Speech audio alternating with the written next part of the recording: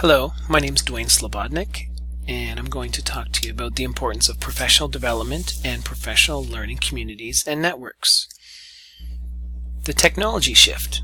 The increase of technology use in our classrooms is inevitable. In fact, it's already here. Not only will adapting the use of technology perhaps make the job of an educator more enjoyable, but also improve the learning of students. So why use technology? Well, as mentioned earlier, there is an increase of technology in its use in the classroom. We have it, it's here, we might as well use it. Studies show that appropriate use of technology increases engagement and enriches learning. And also, technology promotes a more student-centered approach and allows for more flexibility in learning. There is so much technology. In my classroom alone, we have things such as Chromebooks, Bbots, Dash and Dot, iPads, Makey, Stickbots, interactive education Lego, green screens. We all use Google Apps for Education, and there's so many more apps and website-based programs that can be utilized as well in the classroom. So what do you do with all this technology then? Yeah, I guess you could just store it and let it collect dust. I've seen some teachers do that. You can show the students and then put it away. Doesn't really work out that well. Or just hand it over to students and walk away. Though this might give some students some experience with exploration, ultimately you want them to have a much better experience. So you need to mentor students on how to effectively get the most out of the technology to truly benefit their learning. So here's the situation. You have all this technology and you kind of know what you want to do, but you're not really sure how to implement it. The question pops up, why professional development and professional learning communities and professional learning networks?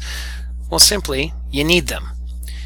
Both knowledge of the technology and practice using it for instructional purposes are necessary for successful implementation.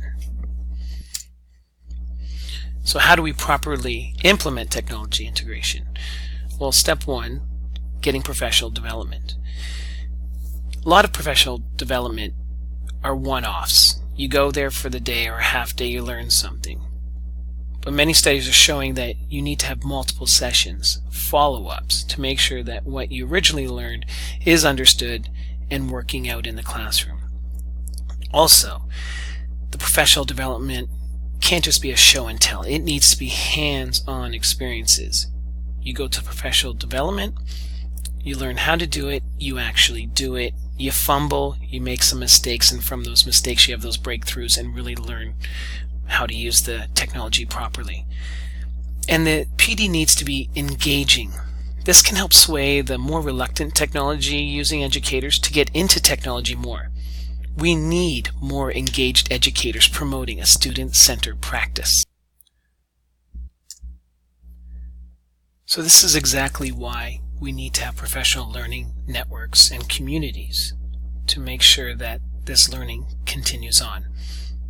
The anytime, anywhere availability of expansive professional learning networks, PLNs, and their capacity to respond to educators' diverse interests and needs appear to offer possibilities for supporting the professional growth of whole teachers.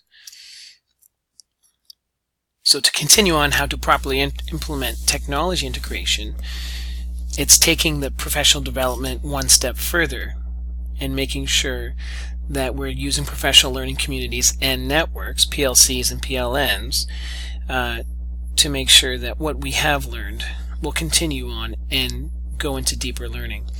So 3 main reasons why you want to do PLCs and PLNs. 1, it is necessary to maintain up-to-date and relevant knowledge for integrating technology.